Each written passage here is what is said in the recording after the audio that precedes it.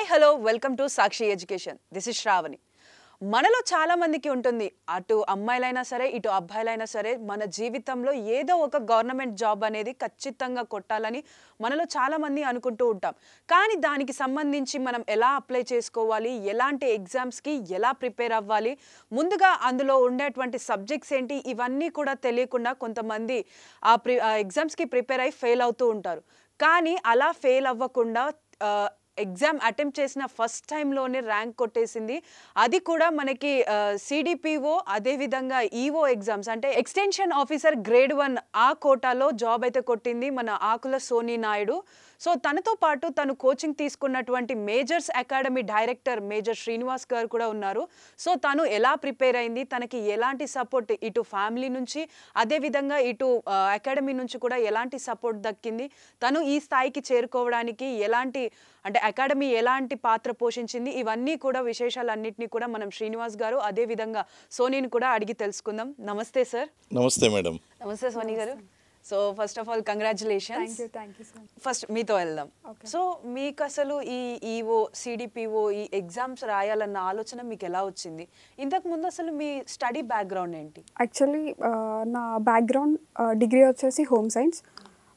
Brother నాకు joining నుంచి ఈ డిగ్రీ అన్నది హోమ్ సైన్స్ దీని నుంచి చేస్తే ఈజీగా నువ్వు గవర్నమెంట్ జాబ్ సైడ్ ఒక district level and mandal level equal to నీకు సిడిపిఓ వచ్చేసి గ్రూప్ 1 క్యాడర్ ఉంటుంది, ఈఓ ఎక్స్టెన్షన్ ఆఫీసర్ జాబ్ వచ్చేసి గ్రూప్ 2 క్యాడర్ ఉంటుంది. ఈజీగా నువ్వు లైఫ్లో సెటిల్ అయిపోతావు అనేసి బ్రదర్ సజెస్ట్ చేశాడు. బ్రదర్ అలాంగ్ విత్ హిస్ మా బ్రదర్ ఫ్రెండ్స్ వాళ్ళందరూ సజెస్ట్ చేసేసరికి ఈజీగా అందులో మూవ్ అయిపోయా. అండ్ అక్కడ ఉన్న పాయింట్ ఏంటి అంటే నా బ్యాచ్మేట్స్ అందరూ బైపీసీ బ్యాచ్, నేను నా ఇంటర్ వచ్చేసి ఎంపీసీ బ్యాక్గ్రౌండ్ అయినా కూడా లైఫ్లో సెటిల్ అవ్వాలి, పేరెంట్స్ అందరు మేమంతా ఫాస్ట్గా సెటిల్ అయిపోవాలనేసి అలా డిగ్రీలో హోమ్ సైన్స్ చేసి now I'm here. So coming to your family, అంటే మీ ఫ్యామిలీ మీకు ఎలా సపోర్ట్ చేశారు, మీ ఫ్యామిలీ బ్యాక్గ్రౌండ్ ఏంటి? యాక్చువల్లీ మమ్మీ డాడీ ఇద్దరు టీ షాప్ ఉంది మా దగ్గరే విలేజ్లో. ఫస్ట్ నార్మల్గా విలేజ్లో టీ షాప్ పెట్టాము, అక్కడ నుంచి మా మండల్లో అక్కడ అట్లా. అన్నయ్య వచ్చేసి నార్మల్గా చదువుతూ ఉంటాడు, మంత్లీ ఒకసారి అట్లా వచ్చి డాడీకి టీ షాప్ అట్లా చూసుకుంటాడు. And sister married, sister 10th drop out school. అప్పుడు ఫైనాన్షియల్ ప్రాబ్లమ్స్ వల్ల సిస్టర్ డ్రాప్ అవుట్ అయింది. నేను బ్రదర్ అట్లాగే ఎడ్యుకేషన్ కంటిన్యూ చేస్తూ ఉన్నాము. నా brother preparing for sub inspector. So financial problems అంటే కొంచెం క్రైసిస్ ఉన్నాయని అంటున్నారు కదా. సో మీ కోర్స్కి మీకు అకాడమీ నుంచి కానీ అంటే అకాడమీలో కోర్స్ తీసుకోవాలంటే చాలా వరకు కూడా ఖర్చు అవుతుంది. సో అలాంటి సిచ్యువేషన్స్ని మీరు ఎలా ఫేస్ చేశారు? నార్మల్గా మనకి ఏ గవర్నమెంట్ జాబ్ కొట్టాలి అన్నా సరే దాని గురించి తెలియాలి. సో నేను డిగ్రీ జాయిన్ అయినప్పుడు ఆల్రెడీ మా సీనియర్స్ జాబ్ కొట్టారు. మా సూపర్ సీనియర్ అంజుమ్ అక్క అని ఒక అక్క ఉండేది, అక్క సిడిపిఓ జాబ్ కొట్టింది. నెక్స్ట్ అట్లా నేను అక్కని ఎప్పుడు అడగలేదు, బట్ వేరే సర్కిల్ నుంచి మొత్తం నేను తెలుసుకున్నాను ఎక్కడ ఇన్స్టిట్యూట్ మంచిగా ఉంటుంది ఇట్లా మొత్తం బ్యాక్గ్రౌండ్ అంతా వెరిఫికేషన్ చేస్తున్నప్పుడు ఆల్మోస్ట్ నాకు అందరూ మేజర్స్ ఐఏఎస్ అకాడమీ అని ఉంటుంది, sir is the best and sir నుంచి తీసుకున్న వాళ్ళకి మ్యాక్సిమం జాబ్ వస్తుందని నేను నా ఫస్ట్ 2 years నుంచి సార్ దగ్గర తీసుకోవాలి, ఖచ్చితంగా నేను ఆ జాబ్ కొట్టాలి అన్నట్లు ఆ బ్యాక్గ్రౌండ్ నుంచి అట్లనే కంటిన్యూ అయ్యింది. అండ్ వన్ థింగ్, మాకు యాక్చువల్గా నోటిఫికేషన్ 2022లో వచ్చింది. 2022లో నోటిఫికేషన్ అప్పుడు సార్ అవైలబుల్ లేరు. సార్ అవైలబుల్ లేకపోయేసరికి ఒక 1.5 month వెళ్ళేసి సార్ లేరు అనేసి రిటర్న్ వచ్చేసాము, వెళ్ళలేదు అసలు క్లాసెస్. నెక్స్ట్ మళ్ళీ ఎట్లయినా సరే సార్ని కాంటాక్ట్ అవ్వాలి, ఖచ్చితంగా తీసుకోవాలి. వేరే ఫ్యాకల్టీ ఎవరు చెప్పినా అంత నచ్చట్లేదు, అంటే సబ్జెక్ట్ ఎక్కట్లేదు. నెక్స్ట్ మేము మళ్ళీ సార్ని కాంటాక్ట్ అయ్యి సార్ దగ్గరికి వెళ్ళి ఓన్లీ సార్ బుక్ చదివాము. అప్పుడు సార్ అవైలబుల్ లేనందుకు బుక్, ఒక బ్లాక్ బుక్ ఉంటుంది మాకు సార్ది, ఆ బుక్ చదివాము. ఆల్మోస్ట్ మాకు అప్పుడు ఎగ్జామ్ రాసినప్పుడు కూడా మంచి స్కోర్ వచ్చింది, జాబ్ వచ్చే చాయిస్లో ఉండే. ఎగ్జామ్ క్యాన్సిల్ అయిన తర్వాత మళ్ళీ సార్ దగ్గర 20 రీసెంట్గా అప్పుడు జాయిన్ అయినాము. సార్ దగ్గర మాకున్న ప్లస్ పాయింట్ ఏంటి అంటే సార్ ఏదన్నా మాకు ఒక టాపిక్ చెప్పిండు అని అంటే ఆల్మోస్ట్ అది బ్రెయిన్లో ఫిక్స్ అయిపోతుంది. అంటే sir way of teaching words బ్రెయిన్లో ఫిక్స్ అయిపోతాయి. నార్మల్గా మేము అప్పుడు బుక్ చదివిన దానికంటే చదివినప్పుడు అప్పుడు కూడా ఓకే, బట్ చెప్పినప్పుడు ఏంటి అని అంటే డైరెక్ట్ క్లాస్కి వెళ్ళేదాన్ని ఫస్ట్ సీట్.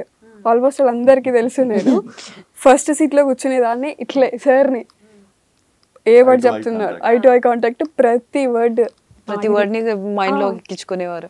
ప్రతిదీ మళ్ళీ వచ్చిన తర్వాత ఒకసారి చూసేది, ఫాస్ట్గా అంతా రీక్యాప్ అంతా చేసేది, ఇంకా ఫ్రీ అన్నట్లు రిలాక్స్ అయిపోయేది. So sir, coming to you, మిమ్మల్ని ఒక ఫాదర్ ఆఫ్ చైల్డ్ వెల్ఫేర్ ఇలాంటి ఈ ఈవో వీటన్నిటికీ కూడా ఒక ఫాదర్ అని పిలుస్తారు. ఈవెన్ దో ఎక్కడ సోషల్ మీడియాలో కానీ లేకపోతే ఈవెన్ గూగుల్లో సెర్చ్ చేసినా కూడా వన్ ఆఫ్ ద బెస్ట్ కాదు, బెస్ట్ ట్రైనింగ్ అకాడమీ అని చెప్తారు. సో మీ ట్రైనింగ్ అకాడమీలో ఎంతమంది స్టూడెంట్స్ ఉన్నారు ఈసారి, అంటే తన బ్యాచ్లో ఎంతమంది సెలెక్ట్ అయ్యారు? మనం చూస్తే ఓవరాల్గా మన జర్నీ అనేటువంటిది 2017 నుంచి స్టార్ట్ చేసామండి. ఓకే. 2017 నుంచి స్టార్ట్ చేసినప్పుడు దాదాపు ఒక 250 మందికి కోచింగ్ ఇవ్వడం జరిగింది. కోచింగ్ ఇచ్చినప్పుడు దాదాపు ఒక 30 మంది అండి, ఒక 30 మంది సిడిపిఓలు ఈఓల కింద సెలెక్ట్ అయ్యారండి. సిడిపిఓలు ఈఓల కింద అదే మనకి first even state first rank మన కోచింగ్ అకాడమీకి వచ్చిందండి, అలేఖ్య పటేల్. అలాగే శ్రావణి మన దగ్గర ఇంతకుముందు సాక్షి ఎడ్యుకేషన్లో కూడా ఇంటర్వ్యూ చేసింది. తను ఎక్స్టెన్షన్ ఆఫీసర్ గ్రేడ్ 1లో స్టేట్ ఫస్ట్ ర్యాంక్ వచ్చిందండి తను కూడా. ఓకే. ఇలాగా స్టేట్ ఫస్ట్ ర్యాంకులు రావడమే కదండి, దాదాపు 30 ర్యాంకులు అప్పుడు రావడం. ఆ తర్వాత ఏపీ కండక్ట్ చేసినప్పుడు ఏపీలో కూడా దాదాపు 30-40 ర్యాంకులు అక్కడ రావడం అండి. అలాగే గ్రేడ్ 2 సూపర్వైజర్స్ అనేటువంటివి ఐసిడిఎస్ డిపార్ట్మెంటల్ ఎగ్జామ్ అక్కడ ఒక 50 మంది. ఆ విధంగా చూసుకుంటే ఓవరాల్గా దాదాపు మీకు ఏ జిల్లాకు వెళ్ళినా సరే మన స్టూడెంట్లు మీకు ఖచ్చితంగా కనిపిస్తారండి, ఏ జిల్లాలో అయినా సరే అక్కడ. అంటే దాదాపు 200 మందికి పైగా. ఇప్పుడు మనం రీసెంట్గా కనుక చూసుకున్నట్లయితే మనకి రీసెంట్ బ్యాచ్లో దాదాపు ఒక 500 మంది కోచింగ్ తీసుకున్నారు. మెంటర్షిప్ కానీ, షార్ట్ టర్మ్ కానీ, లేకపోతే ఆన్లైన్ కోచింగ్ కానీ, ఇవన్నీ కూడా తీసుకున్నటువంటి వాటిలో చూస్తే కనుక ఇటు 23 పోస్టులు సిడిపిఓలు ఉంటే అందులో 12 మంది మన స్టూడెంట్సే. అలాగే ఇప్పుడు ఎక్స్టెన్షన్ ఆఫీసర్ రిజల్ట్ వచ్చింది కదండి, ఇప్పటి వరకు ఈ రోజు వరకు మనం కన్ఫర్మ్ చేసుకుంటే కనుక 40 మంది నాకు సమాచారం అందింది. ఇంకా ఒక్కొక్కరు ఫోన్ చేస్తున్నారు, సార్ మేము కూడా మీ మెటీరియల్ తీసుకున్నాం సార్, మేము ప్రిపేర్ అయ్యాం సార్ అని. నా దగ్గర డైరెక్ట్గా తీసుకున్న వాళ్ళ నెంబర్లు నా దగ్గర ఉన్నాయండి. ఇంకా ఈ సంఖ్య పెరుగుతుందండి, దాదాపు 40 మంది దాకా ఎక్స్టెన్షన్ ఆఫీసర్ గ్రేడ్ 1 సూపర్వైజర్ అనేటువంటి వాళ్ళు మన ఇన్స్టిట్యూట్ నుంచి సెలెక్ట్ అయ్యారండి. మీరు అన్నట్టు మనకి ఏంటి అంటే ఏ జిల్లాకు వెళ్ళినా సరే మన స్టూడెంట్స్ ఖచ్చితంగా అక్కడ కనిపిస్తారండి. అదే కదా, అంటే ఎక్కడ చూసినా కానీ మేజర్స్ అకాడమీ, మేజర్ శ్రీనివాస్ గారి స్టూడెంట్స్ ఇలానే చెప్తూ వస్తూ ఉన్నారు. సో మీరు ఎలా ఫీల్ అవుతున్నారు? ఐఎమ్ ఫీలింగ్ వెరీ హ్యాపీ అండి. ఎందుకంటే మాకు లాస్ట్ టైము వీళ్ళు ట్రైనింగ్ వెళ్ళారు బెంగళూరు, సిడిపి వాళ్ళందరూ. ఆ సిడిపి వాళ్ళు వెళ్ళినప్పుడు సరదాగా వీళ్ళు కాస్త రిలాక్స్డ్ టైం కూడా దొరుకుతుంది, చండీమాత దేవాలయంకి వెళ్ళడం ఇవన్నీ తిరుగుతుంటారు. అక్కడ వీళ్ళకి రికగ్నిషన్ ఏంటంటే మేజర్ సార్ స్టూడెంట్లు అందరూ ఇటు పక్కన వచ్చేయండి అంటే అదొక రికగ్నిషన్ అయిపోయిందండి వాళ్ళకి. It became a brand. ఆ విధంగా వాళ్ళు they are very proud to say that they are associated with me. ఆ విధంగా I feel very happy and whenever I hear. ఎందుకంటే ఎస్పెషల్లీ దిస్ ఈజ్ ఉమెన్ ఎంపవర్మెంట్కి సంబంధించినటువంటి డిపార్ట్మెంట్ అండి. If I'm helping these people, ఒక మంచి పీపుల్ని కనుక నేను డిపార్ట్మెంట్కి అందించగలిగితే I'm not only helping and improving the lifes of these people only, these people are improving the lakhs of peoples, affecting lakhs of people అండి. వీళ్ళంతా కూడా అక్కడికి వెళ్ళినటువంటి ఆ యొక్క ఐసిడిఎస్లో 0 to 6 years ఉన్నటువంటి పిల్లలకు కానీ, లేకపోతే ప్రెగ్నెంట్ ఉమెన్ కానీ, లాక్టేటింగ్ మదర్స్ కానీ, వీళ్ళందరికీ కూడా గవర్నమెంట్ ఏ సర్వీస్ చేయాలన్నా సరే వీళ్ళ ద్వారానే చేయాలండి. ఇటువంటప్పుడు అర్హులైనటువంటి వ్యక్తుల్ని పంపించడం అనేటువంటిది చాలా సాటిస్ఫాక్షన్ ఇచ్చేటువంటి అంశం అండి అది. సోనీ, సో అంటే ఇప్పుడు ఫస్ట్ టైంలో ఇలా జాబ్ కొట్టడం అంటే కొంతమంది కొన్ని ఇయర్స్ నుంచి ట్రై చేస్తూ ఉంటారు. ప్రిపేర్ అయ్యే ప్లాన్ కానీ, దీనికి స్టడీకి యూస్ చేసినటువంటి బుక్స్ కానీ, ఇది మీరు ఎలా ప్రిపేర్ చేసుకున్నారు? ముందు నుంచి కొంచెం అప్పుడు 2022లో నోటిఫికేషన్ వచ్చినప్పుడు కొంచెం ప్రిపరేషన్ స్టార్ట్ చేశాను. బట్ ఎగ్జామ్ పేపర్ లీక్ అవన్నీ కేసెస్ వల్ల కొంచెం డిప్రెస్ అయిపోయాము, వస్తుందా రాదా అన్నట్లు. బట్ అట్లనే కంటిన్యూగా ప్రిపరేషన్ స్టార్ట్ పెట్టాము. డైలీ ఎలా అంటే జిఎస్ నార్మల్గా మాకు 2 subjects ఉంటాయి, పేపర్ 1 పేపర్ 2 ఉంటాయి. పేపర్ 1 ఆల్మోస్ట్ అందరికి ఉన్నట్లు హిస్టరీ, పాలిటీ, ఎకానమీ ఇలా ఈ పేపర్స్ ఉంటాయి. డైలీ ఈ జాబ్ ఖచ్చితంగా నేను కొడతా, నాకు అది ఉంది అన్నట్లు ఆ ప్రిపరేషన్, ఆ మోటివేషన్తోనే ముందుకు వెళ్తూ డైలీ మార్నింగ్ మొత్తం పేపర్ 2 చదివేదాన్ని. మా subjects sociology, social work, child development, nutrition, ఇవి మార్నింగ్ అంతా ప్రిపేర్ అవుతూ ఆఫ్టర్నూన్ నుంచి నైట్ వరకు GS subjects. Next meanwhile నాకు గ్రూప్ 2, గ్రూప్ 3 వీటికి కూడా నెక్స్ట్ నోటిఫికేషన్ పడుతుంది, వాటికి కూడా ప్రిపేర్ అవుదాం అన్నట్టు. యాక్చువల్గా గ్రూప్ 2, గ్రూప్ 3 ఎస్ఐ అవి పడ్డప్పుడు నాకు డిగ్రీ లేదు. డిగ్రీ అంటే మాది యాక్చువల్గా 4 years డిగ్రీ కోర్సు. నోటిఫికేషన్స్ అన్నీ ముందే పడ్డాయి. అటు వెళ్ళొచ్చు ఇటు వెళ్ళొచ్చు. నాకున్నది ఈఓకే, నాకు ఓకే. ఈఓ ఎప్పుడు మా డిగ్రీ అయిపోయిన తర్వాత పడ్డది. సో అట్లే ప్రిపరేషన్ కంటిన్యూ చేస్తూ అండ్ నా ప్రిపరేషన్లో నేను ఎక్కడ ఏ ఒక్క బిట్టు పోవద్దు. English medium book, Telugu medium book, మొత్తం సార్ బుక్స్, సార్ది ఉన్న ఇంగ్లీష్ మీడియం బుక్ తీసుకున్న, తెలుగు మీడియం బుక్ తీసుకున్న. సార్ హెల్ప్ చేశారు నాకు చాలా. బుక్లో ప్రతిదీ ఒక్క బిట్ అటు పోవద్దు ఇటు పోవద్దు. నేను ఒక బుక్ మిస్ చేశాను అని అంటే నా పక్కన వాళ్ళు ఒక మార్క్ గెయిన్తో వాళ్ళు. అండ్ నాకు ఈ 1 mark కాన్సెప్ట్ ఏంటి అంటే యాక్చువల్గా నాకు ఇంటర్లో ఫస్ట్ ఇయర్లో 470కి ఫస్ట్ అటెంప్ట్లో 470కి 417 మార్క్స్ వచ్చాయి. డాడీ కాల్ చేసి నార్మల్గా మాట్లాడుతూ నన్ను ఒక మాట తిట్టలేదు, మార్క్స్ తక్కువ వచ్చాయని కూడా డాడీ ఎప్పుడు తిట్టలేదు, తిట్టడు కూడా. మోటివేట్ చేస్తాడు ఓన్లీ వర్డ్స్తో. ఏమన్నాడు కాల్ చేసి, ఇప్పుడు 2 ఎలక్షన్స్లో నిలబడ్డారు, నీకు నీ పక్కన అతనికి వాడికి 469 ఓట్లు పడ్డాయి, నీకు 469 పడ్డాయి, నీ పక్కన అతనికి 470 ఓట్లు పడ్డాయి, ఎవరు విన్ అయినట్టు అన్నాడు. 470 వాళ్ళు విన్ అయినట్టు డాడీ అన్న. నువ్వు కూడా అంతే కదా అంటే నీకు ఒక్క మార్కుతో అవతలలో ఒక ఇప్పుడు దే ఆర్ ద రూలర్స్ అట్లా నువ్వు ప్రతి పాయింట్ గుర్తుపెట్టుకోవాలి అని డాడీ నాకు అప్పుడు ఆ వర్డ్ నాకు స్టిల్ ఈ రోజు గుర్తుంది, నా ఫ్యూచర్ మొత్తం గుర్తుండిపోద్ది. సో ఆ పాయింట్తో నాకు నెక్స్ట్ ఇంప్రూవ్మెంట్ ఎగ్జామ్ రాసిన తర్వాత 457 నా మార్క్స్, 417 నుంచి 457కి. So 1 mark, even 1 mark, half mark, నాకు ప్రతిదీ ఇంపార్టెంట్. అట్లా కంటిన్యూ చేస్తూ సార్ది ఒక బుక్ కూడా ఇవ్వకుండా లైన్ టు లైన్ ఈజీగా అర్థం చేసుకునేదాన్ని, గుర్తుపెట్టుకునేదాన్ని. ఉన్న బుక్స్ మొత్తం కవర్ చేసి ఇది ఒక బుక్కే కాదు, ఆల్రెడీ సార్ది ఒకటి గ్రేడ్ 2 సూపర్వైజర్, ఇప్పుడు వచ్చినది గ్రేడ్ 1 ఎక్స్టెన్షన్ ఆఫీసర్. యాక్చువల్గా 10 years అంగన్వాడీ టీచర్గా చేసిన తర్వాత వాళ్ళకి గ్రేడ్ 2 అని ఒక ప్రమోషన్ వస్తుంది. సో ఆ బుక్లో కూడా నేను క్వశ్చన్ మిస్ చేయొద్దు అని సార్కి విన్న 3-4 బుక్స్, నార్మల్గా సిడిపిఓ బుక్, ఈవోకి 2 కలిపి ఒక book, English medium Telugu medium 2 books, నార్మల్గా మళ్ళీ సోషాలజీ బుక్ సార్ది, సోషాలజీ బుక్ కవర్ చేశాను. నెక్స్ట్ ఈ గ్రేడ్ 2 సూపర్వైజర్కి వాళ్ళకు ఒక డిపార్ట్మెంట్ ఎగ్జామ్స్ ఉంటుంది, ఆ బుక్స్ ఆల్మోస్ట్ అంతా కవర్ చేసి నేను రెడీ, ఖచ్చితంగా జాబ్ కొడతా అన్నట్లు బుక్స్ మొత్తం కవర్ చేసుకొని ప్రిపేర్ అయ్యా. So other than books sir మీకు ఎలాంటి మోటివేషన్ ఇచ్చారు? Sir like father.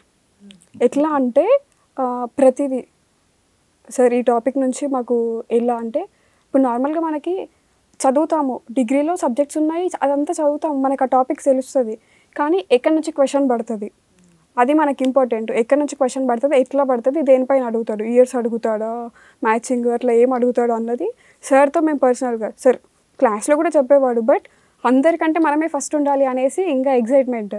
సార్ ఎట్లా ఎట్లా ఎట్లా సార్ని ఫుల్ ఇట్లా బ్రెయిన్ తినేసి ఎక్కువ అడిగేవాళ్ళము. అంటే ఏ డౌట్ ఉన్నా కానీ ఎలాంటి చిరాకు పడకుండా ఎక్స్ప్లెయిన్ చేసేవారు ఫుల్. సార్ మాట మాకు ఇట్లా ఫిక్స్ అయిపోయేదంటే వే ఆఫ్ చెప్పడం అనేది మాకు మంచిగా అర్థమయ్యేది, గుర్తుపెట్టుకునే వాళ్ళము. సార్ దగ్గరికి వెళ్ళినప్పుడు కూడా ఈవెన్ ఎప్పుడు కాల్ చేసినా సార్ లిఫ్ట్ చేస్తాడు. మిగతా ఫ్యాకల్టీ అట్లా ఉంటారో లేదో తెలీదు, బట్ సార్ మాత్రం ఏ టైం కాల్ చేసినా అమ్మ చెప్పండి ఇదే డౌట్, ప్రతిదీ క్లియర్గా చెప్పేవాడు సార్. మాకు చాలా హెల్ప్ఫుల్ అయింది. So sir coming to you, అంటే లైక్ ఇప్పుడు చాలా మంది తనలాగే ఈవోకి కానీ సిడిపిఓకి కానీ ప్రిపేర్ అవ్వాలనుకుంటారు, కానీ చాలా మందికి ఏంటి అంటే ఇది ఎలా ప్రిపేర్ అవ్వాలి, మేము ఒక టైం టేబుల్ ఎలా వేసుకోవాలి, ఎలాంటి బుక్స్ చదవాలి ఏంటి అన్న ఐడియా ఉండదు. అంటే లైక్ కొంతమంది ఏంటంటే they can't afford for the fees for academies, so వాళ్ళు సెల్ఫ్గా ప్రిపేర్ అవ్వాలనుకున్నప్పుడు వాళ్ళకి కొంచెం ఐడియా ఉండదు. సో అలాంటి వాళ్ళకి మీరేం చెప్తారు, ఎలా ప్రిపేర్ అవ్వాలి ఏంటి అన్నది? అది ఒకటే అండి, ఎప్పుడు కూడా మనకి ఎలా లేదనుకున్నా సరే ఓన్ ప్రిపరేషన్ అన్నప్పుడు కొన్ని ప్రాబ్లమ్స్ వస్తాయండి. ఓన్ ప్రిపరేషన్లో ఉన్నటువంటి వాళ్ళు సెలెక్ట్ కారని కాదు, వాళ్ళు సెలెక్ట్ అవుతారు, కాకపోతే they have to pass through the very tough journey. ఆ జర్నీ అనేది చాలా టఫ్గా ఉంటుందండి. మనం ఇస్తాం, కొన్ని సూచనలు ఇస్తామండి, మనం బుక్స్ ఇస్తాం. చాలామంది ఏమనుకుంటారంటే బుక్స్ చదువుకుంటాం, my books are great guidance for them అండి, అవి తీసుకుంటారు పాపం. అయితే అక్కడ రీడింగ్ బిట్వీన్ ద లైన్స్ అండి, దట్ ఈజ్ మోస్ట్ ఇంపార్టెంట్. దాన్ని క్యాచ్ చేసినటువంటి వాళ్ళు ఓన్ ప్రిపరేషన్ ఏదైతే ఉందో వాళ్ళకి నేను చెప్పేస్తాను, అంటే ఒకవేళ మీరు చాయ్ నవ్వలేకపోతే అమ్మా పుస్తకాలు చదువుకోండి అమ్మా అని. కానీ reading between the lines is most important.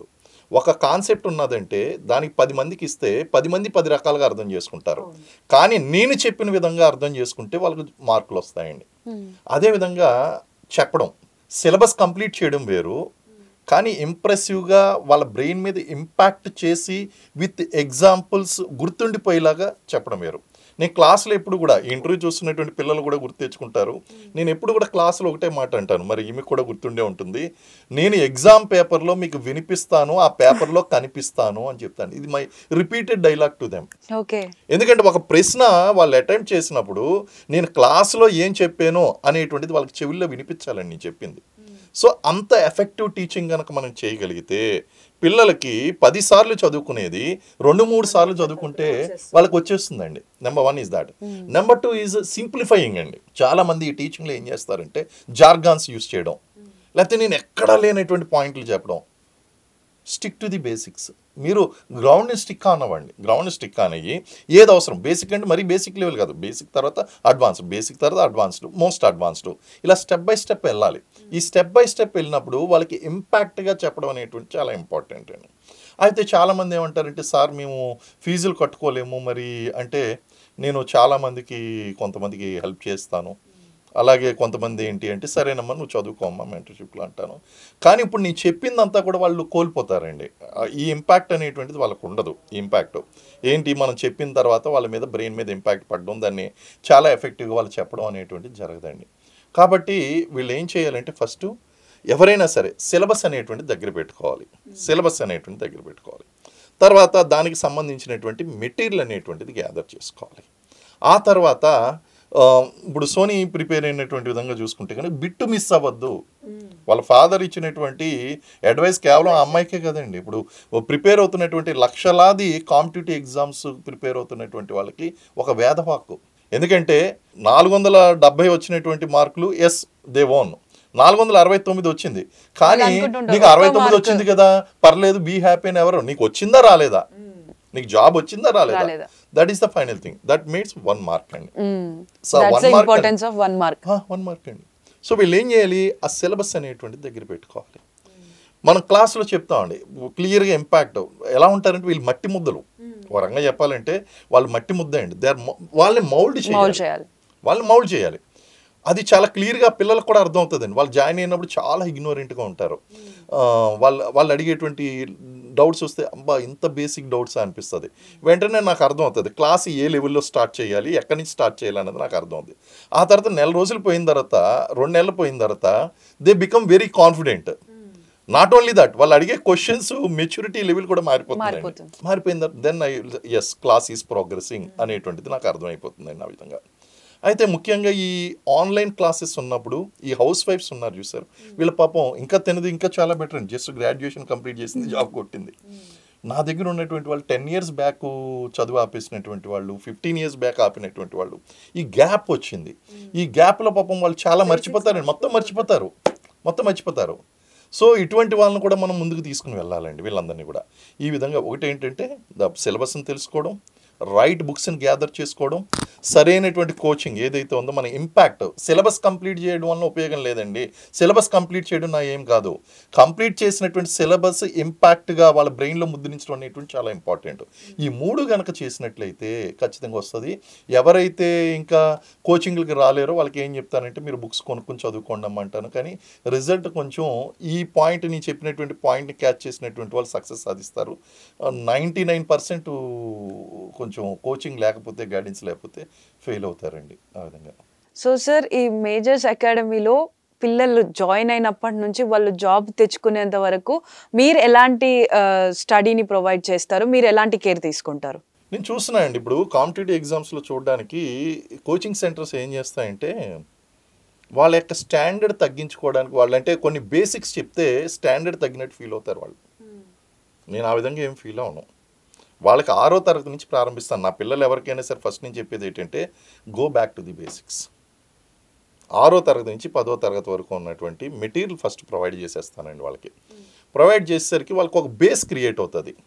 మనకు ఉదాహరణకి ఈ యొక్క లార్డ్ మౌంట్ బాటన్ గురించి కానీ, లేకపోతే ఇక్కడ సంఘ సంస్కర్తల గురించి కానీ, లేకపోతే ఇండియన్ నేషనల్ మూవ్మెంట్లో ఉన్నటువంటి సోషల్ రిఫార్మ్స్ గురించి కానీ, వీటన్నిటి గురించి కనుక సమాచారం చూస్తే 8th, 9th, 10th బుక్లో ఉన్నదండి.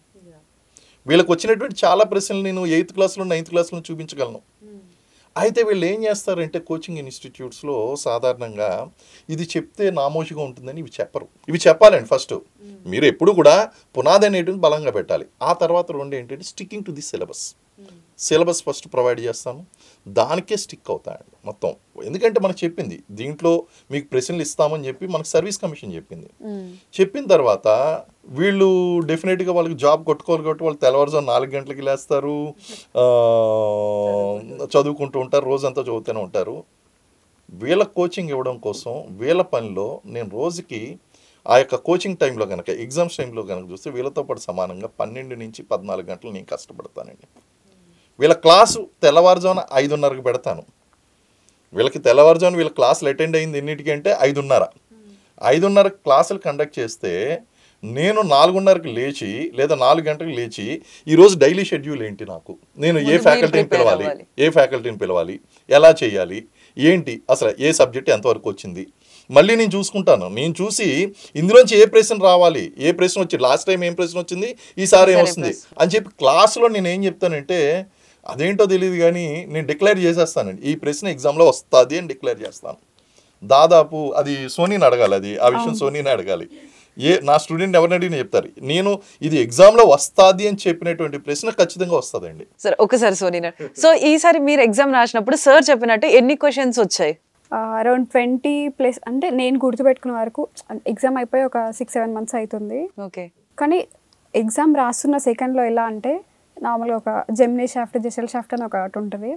అది ఇట్లా చేస్తున్నప్పుడు సార్ అన్నాడు జెమినీ షాఫ్ట్, జెసెల్ షాఫ్ట్ వస్తుంది, ఖచ్చితంగా క్వశ్చన్ వస్తుంది అన్నారు సార్ అన్నాడు.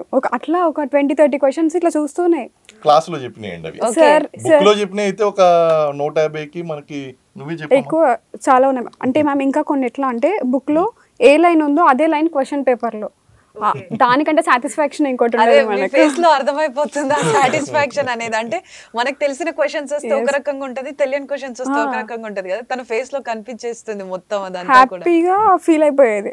సార్ బెటర్, ఒక మంచి ఇన్స్టిట్యూట్ లో జాయిన్ అయినాము చాలు, వేరే దగ్గరికి పోయి మోసపోలేదు, అట్లీస్ట్ చాలు అన్నట్లు హ్యాపీగా ఫీల్ అయిపోయేది. అండ్ ఆ ఎగ్జామ్ టైంలో సార్ వాయిసే వినపడుతుంది బ్రెయిన్ లో. సో మీకు సార్ అన్నట్టు ఎగ్జామ్ రాసేప్పుడు సార్ వినిపించారు, సార్ కనిపించారు, ఎగ్జామ్ రాసేసారు. నేను ఒక్కదాన్ని కాదు, జాబ్ కొట్టిన వాళ్ళు చాలా వాళ్ళలో వాళ్ళు ఈజీగా చెప్పేస్తారు. సార్ ఈవెన్ ఎగ్జామ్ అయిపోయిన నెక్స్ట్ 1 hourకి సార్కి కాల్ చేసి సార్ మీరు అన్నది ఇది వచ్చింది ప్రతి ఒక్కరు మేము మా ఫ్రెండ్ సర్కిల్ కూడా మేము డిస్కస్ చేసేది, వచ్చింది క్వశ్చన్ వచ్చింది, హ్యాపీ అన్నట్లు. చాలా వరకు ఏంటి అని అంటే ఈ సిడిపిఓకి అని ఈఓకి చాలా అంటే డిఫరెన్స్ ఉందని తెలీదు. సో ఈ సిడిపిఓ కానీ ఈ ఈఓకి కానీ మనం టైం ప్లానింగ్ అనేది ఎలా వేసుకుంటే మనం ఎఫెక్టివ్గా చదవగలుగుతాం? ఎందుకంటే కొంతమంది బుక్స్ ముందట పెట్టుకుంటారు, చదువుతున్నామని చెప్తారు, కానీ వాళ్ళకి ఎంత చదివినా కూడా అది గుర్తుండదు. సో అలాంటప్పుడు మనం ఎలా ప్లానింగ్తో చదువుకుంటే better? Continue to previous question also అండి, వీళ్ళకి ఈ విధంగా ప్లాన్ చేస్తాం. కానీ అందులో మీరు అడిగినటువంటి ఈ ప్రశ్నలో అడిగినటువంటిది కూడా ఒక భాగం ఏంటంటే వాళ్ళకి టైం టేబుల్ ప్లానింగ్ అనేటువంటి చాలా ఇంపార్టెంట్ అండి. మా ఇన్స్టిట్యూట్లో ఏం చేస్తాను అంటే పిల్లలకి నేను పర్సనల్గా వాళ్ళకి టైం టేబుల్, ఒక మోడల్ టైం టేబుల్ అనేటువంటి నేను ప్రిపేర్ చేసి ఇస్తాను. అమ్మ ఈ స్లాట్స్లో మీరు కొంచెం be flexible but stick on to that time table, more or less ఒక 80-90% అయినా చేంజెస్ చేసుకోకుండా 80-90% దీన్ని స్టిక్ ఆన్ అవ్వండి అని చెప్పేసి. అయితే అందరికీ ఒక టైం టేబుల్ చెప్పడానికి ఉండదండి. ఇప్పుడు she is a student, she can full time ప్రిపరెంట్ అని చెప్పాలి ఈ అమ్మాయి. ఈమెకి నేను 14 గంటలు పెట్టు 10 గంటలు పెట్టు అంటే she can do it 10 to 12 hours ఈజీగా పెట్టేస్తుంది. ఆ టైం టేబుల్ ఆ విధంగా ప్రిపేర్ చేసి ఇవ్వచ్చు. కానీ house wives, employees come house wives, employees come bachelors, ఇలాగా డిఫరెంట్ కేటగిరీస్ ఉన్నాయి. వాళ్ళకి డిఫరెంట్ టైం టేబుల్ అనేటువంటి చాలా అవసరం అండి. నెంబర్ 2. రెండోది ఈ schedule, daily schedule, weekly schedule, monthly schedule అనేటువంటిది పెట్టుకోవాలి. పెట్టుకుని దానికి స్టిక్ అవ్వాలి. ఇప్పుడు సిడిపిఓ ఈఓ జాబ్స్ అనేటువంటిది టఫ్ జాబ్స్ అయితే కాదు. ఎందుకంటే మంచి గైడెన్స్ దొరుకుతున్నప్పుడు మీరు ఈజీగా సాధించేస్తారు. అందరినీ ద్రాక్షగా ఉన్నప్పుడు అది చాలా టఫ్ అనిపిస్తుందండి. మీకు right material, right guidance, right place, right mentor మీకు దొరికినప్పుడు it's not a big deal. మీకు కావాల్సింది ఏంటంటే ఎగ్జిక్యూషన్ అండి. ఎగ్జిక్యూషన్ ఈజ్ మోస్ట్ ఇంపార్టెంట్ అండి. అంతదాకా ఎందుకు? ఇప్పుడు సిడిపిఓ ఎగ్జామ్ జరిగినప్పుడు ఇప్పటికీ యూట్యూబ్లో ఉంది, లైవ్లో ఉంది. నేను 1 గంట లైవ్ ప్రోగ్రామ్ తీసుకున్నాను పిల్లలకి, నేను అందుబాటులోకి రావాలి అనేటువంటి ఉద్దేశంతో చాలామందికి 1 గంట వీడియో తీసానండి 2 రోజుల్లో. ఆ గంట వీడియోలో 50 బిట్లు వచ్చినాయండి. 150కి 50 బిట్లు వచ్చినాయి గంట వీడియోలో. వీళ్ళకి ఈసారి ఎగ్జామ్లో కనుక మనం చూసుకున్నట్లయితే క్లాస్లో ఏదైతే చెప్తానో ఇది వస్తుంది, నాకు ఇప్పటికీ ఆమె చెప్తుంటే గుర్తొస్తుంది ఆ గజల్ షాఫ్ట్ గెమిన్ షాఫ్ట్ అనేటువంటిది పదే పదే పదే పదే నేను మళ్ళీ ముందుకు వెళ్ళిపోయి ఇది ఎగ్జామ్లో వస్తుందమ్మా మళ్ళీ చెప్తానమ్మా అని చెప్పేసి వీళ్ళకి చెప్పాను క్లాస్లో, ఆఫ్లైన్లో కూడా చెప్పాను, ఆన్లైన్లోనే కాదు ఆఫ్లైన్లో చెప్పాను. దాన్ని ఏం చేశాను, మళ్ళీ దానికి సంబంధించినటువంటి నోట్స్ క్లిప్పింగ్ కూడా తీసుకుని దాన్ని మళ్ళీ వీళ్ళకి ఫార్వర్డ్ చేసి ఇది చదువుకుని వెళ్ళండి అని చెప్పి. ఇలాంటి ప్రశ్నలు చాలా ఉన్నాయండి. లేకపోతే బుక్ నుంచి అయితే మనకి మాకు దాదాపు 150లో చూసుకుంటే కనుక దాదాపు మనకి 70-80 ప్రశ్నలు నేరుగా పడ్డాయండి. అవన్నీ కూడా చూసుకుంటే మెటీరియల్లో చూసుకుంటే. సో ఈ విధంగా ఏంటి అంటే వీళ్ళు 12 గంటలు కష్టపడడం కాదండి, నేను 12 గంటలు కష్టపడతాను వీళ్ళ గురించి, వీళ్ళకంటే ఎక్కువే కష్టపడతాను. ఆ విధంగా కష్టపడడం వల్ల లాస్ట్ ఇయర్ మేము 6 నెలలు అండి, 6 నెలలు మేము కోచింగ్ తీసుకున్నప్పుడు 6 నెలలు నాకు నిద్ర లేదు. 6 months రాత్రి 12 దాకా 1 గంట దాకా వీళ్ళకి బిట్లు ప్రిపేర్ చేయడం, నోట్స్ ప్రిపేర్ చేయడం, మళ్ళీ తెల్లవారుజామున 4:30కి 5ంటికి లేవడం, ఇలా చేయడం వల్ల. సో ఇలాగ ప్లాన్డ్గా కనుక మీరు చేసినట్లయితే ఒక టైం టేబుల్ కనుక వేసుకున్నట్లయితే ఈ ఉద్యోగాలు ఖచ్చితంగా సాధిస్తారు. సోనీ ఫస్ట్ అటెంప్ట్లోనే జాబ్ కొట్టేసింది. సో తను ఎలా ప్రిపేర్ అయింది? మీరు అనుకున్న విధంగా మీ గైడెన్స్లో మీరు ఇచ్చినటువంటి ప్లానింగ్ ప్రకారం ప్రిపేర్ అయిందా? మాకు కోచింగ్ వచ్చినప్పుడు అర్థమైపోతారండి. కోచింగ్ వచ్చినప్పుడు ఎవరైతే ఆ ఐ కాంటాక్ట్ మెయింటైన్ చేస్తూ క్లాస్ వింటారో, క్లాస్లో ఇన్వాల్వ్ అవుతారో, నేను చూస్తాను నేను ఎంతవరకు వీళ్ళని ఇంపాక్ట్ చేస్తున్నాను. క్లాస్ మొత్తం ఇంపాక్ట్ అవుతుందండి, there is no doubt. But ఆ ఎక్స్ట్రా మైల్ ఎఫర్ట్ పెడతారు చూడండి, వాళ్ళ ఎక్స్ట్రా మైల్ ఎఫర్ట్ అనేటువంటిది వాళ్ళ యొక్క బాడీ లాంగ్వేజ్ కానీ వాళ్ళ బిహేవియర్ కానీ అర్థమైపోతూ ఉంటుందండి.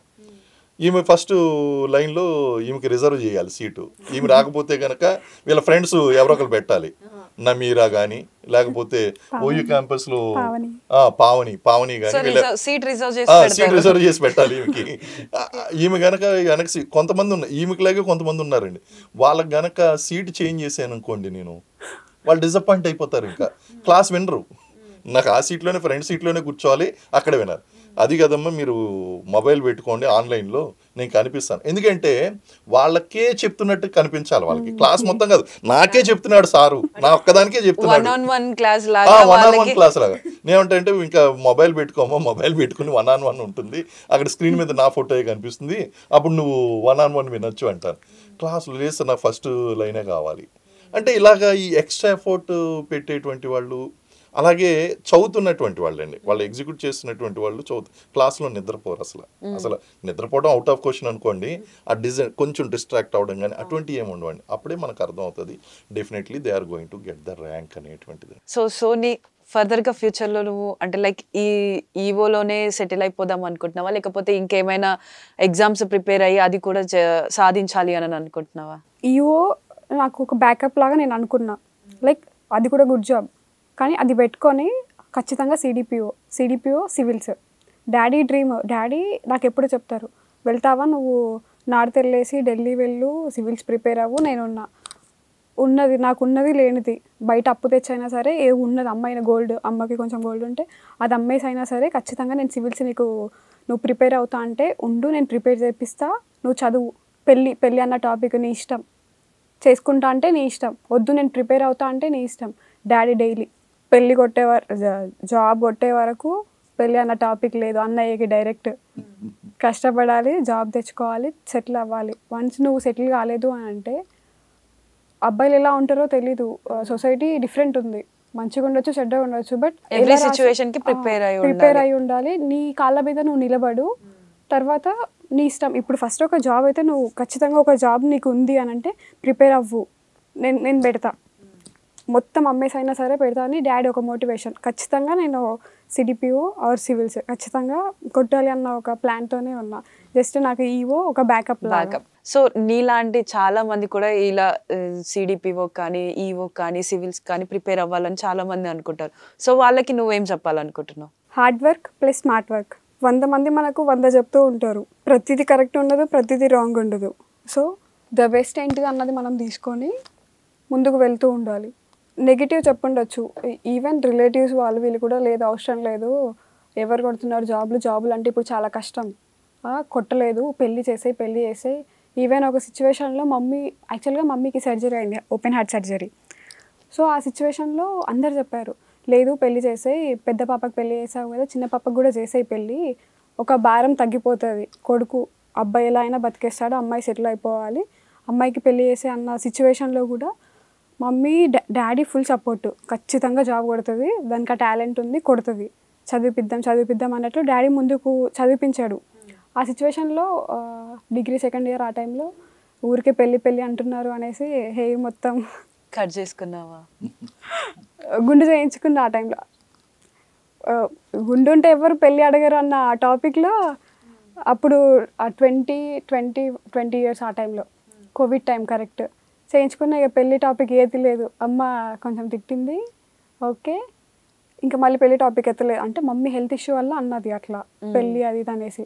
నెక్స్ట్ ఇంకా మళ్ళీ టాపిక్ తీయలేదు, ఇప్పుడు ఇంకా ఇది జాబ్ కొట్టింది అన్నట్లు ఇంక ఇప్పుడు కూడా సైలెంట్ ఉంది. సో బ్యాక్గ్రౌండ్ ఇదంతా ఒక్కొక్కరు మనకి ఎంత ఎవరు ఏది చెప్పినా మన మోటివేషన్తో మనం కొడతామన్న ధైర్యం సంకల్పంతో మనం ముందుకు వెళ్తూ ఉండాలి. ఖచ్చితంగా జాబ్ మన లైఫ్లో మనం సెటిల్ అవ్వాలి అన్నది ప్రతి ఒక్కరికి. లైక్ ఇప్పుడు చెప్పే వాళ్ళు ఎన్నైనా చెప్తారు, ఇటు నెగిటివ్గా చెప్పొచ్చు, ఇటు పాజిటివ్గా చెప్పొచ్చు. అవన్నీ కూడా పట్టించుకోకుండా మనం ఏది సాధించాలనుకుంటున్నామో దానిపైన ఫోకస్ చేస్తే బెస్ట్ అని అంటారు. వాళ్ళు ఈరోజు ఒకటి అంటారు, రేపు ఇంకోటి అంటారు, ఎల్లుండి ఇంకొకటి కూడా అంటారు, వాళ్ళు అంటూనే ఉంటారు, బట్ మనం దానివల్ల డిస్ట్రాక్ట్ అవ్వదు అస్సలు. సో సార్, మీరు ఇప్పుడు కమింగ్ అప్ అంటే వచ్చే బ్యాచెస్కి కానీ లేకపోతే ఇలా సోనీ లాగా అందరూ కూడా జాబ్స్ అచీవ్ చేయాలనుకునే వాళ్ళకి మీరేం అడ్వైస్ ఇస్తారు? సింపుల్ అండి, ఈ ప్రపంచం అనేటువంటిది మీరు విజేతగా నిలిచేంత వరకు కూడా ఎవరు గుర్తించరు. మీరు విజేత కాకముందు అందరిలో ఒకరు, కానీ ఎప్పుడైతే విజేతగా మారారో మీ లైఫ్ మారిపోతుంది, మీ సోషల్ సర్కిల్ మారిపోతుంది, మీ పట్ల ఇతరుల యొక్క అవుట్లుక్, వాళ్ళు ఆలోచించే విధానం కూడా మారిపోతుందండి. దానికి జస్ట్ ఒక లైన్ ఏంటి అంటే జాబ్ కొట్టడం అనేటువంటిది ఒకటి అండి. మనలో ఈ క్యాపబిలిటీస్ ఉన్నాయని ఎవరికీ తెలియదు. జాబ్ కొట్టేంత వరకు కూడా ఈ క్యాపబిలిటీస్ నాలో ఉన్నాయనేటువంటి విషయం ఎవరికి అర్థం కాదు. కాబట్టి ప్రతి ఒక్కరూ కూడా they are made for success. ఆ పాజిటివ్ పాయింట్స్ అనేటువంటివి ఇంప్రూవ్ చేసుకోవాలండి. నేను ఒకటే చెప్తాను, మీరు విద్యార్థులుగా రండి, మీ క్వాలిటీస్ ఏంటో నేను చూస్తాను, నేను మీకు కోచింగ్ ఇస్తాను, గైడెన్స్ ఇస్తాను, ఏం చదవాలి, ఎలా చదవాలి, ఎప్పుడు చదవాలి, ఏ విధంగా అనేటువంటిది నేను what, when, where, who, why, how అనేటువంటిది నేను చెప్తాను. ఆ ఇంపాక్టెడ్ అనేటువంటి నేను రప్పిస్తాను. కష్టపడడానికి మీరు సిద్ధంగా ఉంటే కనుక జాబ్ అనేటువంటి రప్పిస్తాను. విద్యార్థిగా రండి, సిడిపిఓ కానీ ఈవో కానీ వెళ్ళండి అంటాను. దీనికి కావాల్సింది ఏంటంటే డెడికేషన్. మీ యొక్క సమయం, నాకు 6 నెలల నుంచి 1 సంవత్సర సమయాన్ని మీరు ఇన్వెస్ట్ చేసుకోండి. ఆ సమయాన్ని నాకు ఇచ్చేసేయండి. మీరు నాకు టైం ఇవ్వండి. మీరు నాకు టైం ఇచ్చి, సార్ మేము సిద్ధంగా ఉన్నాం, మేము కష్టపడతాం అని మీరు చెప్పండి. ఆ తర్వాత నేను చెప్పిన విధంగా మీరు కష్టపడండి. ఖచ్చితంగా మీరు ఏదో ఒక రోజున మంచి పొజిషన్లో ఉంటారు. మన సోనీ లాగా, లేకపోతే అర్చన లాగా, ప్రగతి, లక్ష్మి, వీళ్ళందరూ కూడా చాలామంది ఉన్నారు, అలేఖ్య పటేల్, లిఖిత, వీళ్ళందరూ కూడా మన స్టూడెంట్సే అండి. వీళ్ళకిలాగా మనం ఏదో ఒక రోజున సాధించి చూపిస్తాం. కన్న తల్లిదండ్రుల యొక్క ఆశను నిలుపుతాం. ఇంట్లో భర్త పిల్లలకి వాళ్ళకి ఒక మంచి పొజిషన్లో ఉండి చూపిస్తాం. ఇదంతా కూడా జరుగుతుందండి. మీ మీద మీకు నమ్మకం ఉంచాలి.